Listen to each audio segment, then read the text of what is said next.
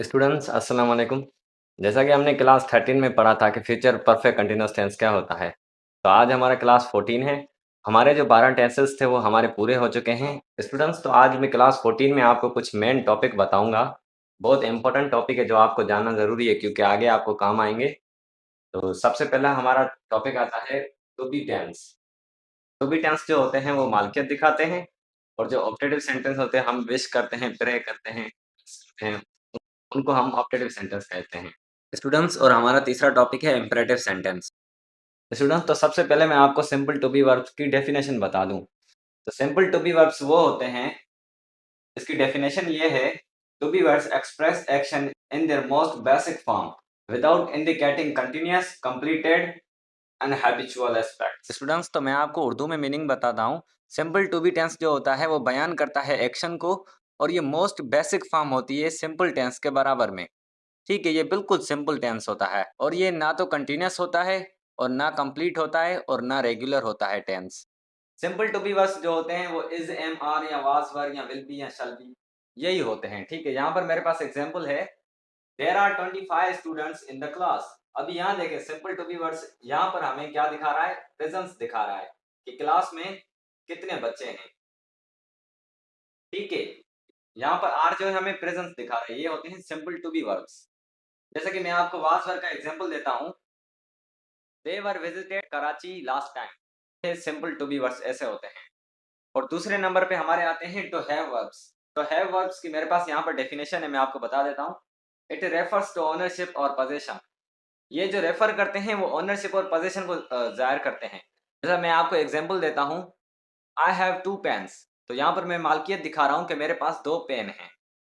तो have verbs जो होते हैं वो हैव होता है, हैज होता है, हेड होता है, शल हैव होता है, विल हैव होता है। ठीक है, यहाँ पर मेरे पास एग्जांपल है, मैं आपको बताता हूँ। पहला हमारा एग्जांपल है, आई हैव अ कार। तो यहाँ पर मेरे पास कार है, तो यहाँ पर मैं मालकियत दिखा रहा हूँ कि मेरे पास कार है।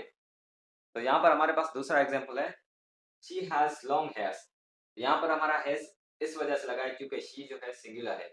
ठीक है, ऐसे जो हम मालकियत दिखाएंगे कि मेरे पास घर है, आई हैव अ हाउस। मेरे पास जॉब है, आई हैव अ जॉब। तो जहाँ पर जैसे भी जो भी मालकियत वाले जुमले होते हैं ना वो हम टू हैव मुताबिक लिखते हैं। ठीक है, जैसा कि मेरे पास एग्जांपल है सिंपल टू बी वर्ब का, ही इज हैप्पी। तो यहाँ पर मैंने जो ही इज हैप्पी लिखा है, तो इसका यहाँ पर मतलब ऐसा नहीं है कि ये कंटिन्यूअस दिखा रहा है कि प्रेजेंट कंटिन्यूअस टेंस है, वो प्रेजेंट कंटिन्यूअस टेंस नहीं है, ये सिंपल टू बी वर्ब है। जैसा कि मैं आपको एक और एग्जांपल देता हूँ, ही इज माई ब्रदर। तो यहाँ पर मैंने कहा कि ही इज माई ब्रदर। यहाँ पर इसका मतलब ये नहीं है कि ये कंटिन्यूअस टेंस वाला है, यहाँ पर ये दिखा रहा है कि विदाउट कंटिन्यूअस। तो ये हमारा होता है सिंपल टू बी वर्स, कि मैं आपको बता रहा हूँ कि ये मेरा भाई है। ठीक है, तो ऐसे होते हैं सिंपल टू बी वर्स और टू हैव वर्ब्स। तो हैव का हम यूज करते हैं जब हम मालकियत दिखाएं, और सिंपल टू बी वर्स का यूज करते हैं जब हम सिंपलेस्ट फॉर्म दिखाएं, वो कंटिन्यूअस एक्शन ना हो, कंप्लीट एक्शन ना हो और हैबिचुअल ना हो, रेगुलर ना हो। तो वहां पर हम सिंपल टू बी वर्स का यूज करते हैं। स्टूडेंट्स तो हमारा जो दूसरा टॉपिक है वो ऑप्टेटिव सेंटेंस है। तो जो ऑप्टेटिव सेंटेंस होते हैं उसकी डेफिनेशन कुछ इस तरह की है, it express to wish, pray, curse, hope, ETC. ये जो सेंटेंस होते हैं वो या तो हम विश मांगते हैं या प्रे करते हैं या कर्स, या हम किसी को बद्दुआ देते हैं या उम्मीद करते हैं। इस तरह के जो सेंटेंस होते हैं हम उन्हें कहते हैं ऑप्टेटिव सेंटेंस। तो मेरे पास कुछ एग्जांपल है, मैं आपको बताता हूँ। जैसा कि मेरे पास एग्जांपल है, may God bless our family with health. Meaning ये है कि खुदा हमारी फैमिली को सेहत से नवाजे। तो यहाँ पर हमारे पास दूसरा जुमला है, मे the new year bring you Joy and happiness.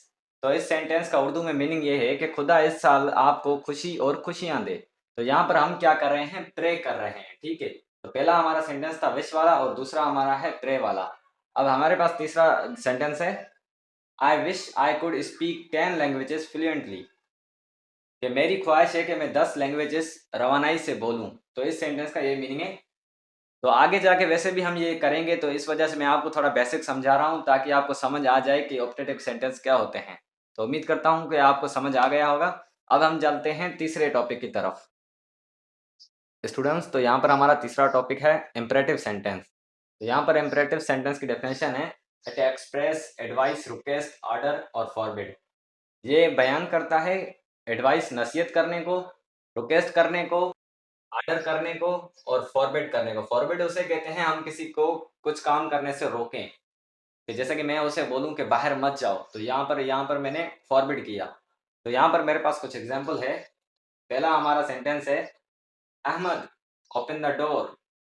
तो यहाँ पर मैं क्या क्या कह रहा हूँ, अहमद ओपन द डोर। यहाँ पर मैं ऑर्डर कर रहा हूँ अहमद को कि दरवाजा खोलो। यहाँ पर ये हमारा हुआ ऑर्डर वाला सेंटेंस। यहाँ पर हमारे पास दूसरा एग्जांपल है you should always speak the truth. तुम्हें हमेशा सच बोलना चाहिए। यहाँ पर ये वाला हमारा सेंटेंस है एडवाइस वाला। यहाँ पर नसीहत कर रहा हूँ कि तुम्हें हमेशा सच बोलना चाहिए। तो यहाँ पर हमारे पास तीसरा एग्जांपल है please help me I have no money. तो यहाँ पर मैं प्लीज कर रहा हूँ मीन्स रिक्वेस्ट कर रहा हूँ कि मेरी मदद करो, मेरे पास पैसे नहीं है। तो ठीक है, ये हुआ हमारा रिक्वेस्ट वाला सेंटेंस। तो यहाँ पर हमारे पास चौथा एग्जांपल है he forbid me to talk loudly. इसका मतलब है वो मुझे मना कर रहा है कि तेज ना बोलो। तो ये हमारा हुआ फॉरवर्ड वाला। स्टूडेंट्स, तो आज की वीडियो हमारी इतनी ही थी। अगर आपको किसी भी सेंटेंस में डाउट हुआ हो तो आप मुझसे कमेंट बॉक्स में पूछ सकते हैं। तो आज हमने 3 टॉपिक पढ़े। तो पहला हमारा था सिंपल टू बी टेंस, दूसरा हमारा था ऑप्टेटिव सेंटेंस और तीसरा हमारा था इम्परेटिव सेंटेंस। तो अगर आपको वीडियो अच्छा लगा हो तो वीडियो को लाइक करें और चैनल को सब्सक्राइब करें। तो मिलते हैं नेक्स्ट वीडियो में। टेक केयर, अल्लाह हाफिज़।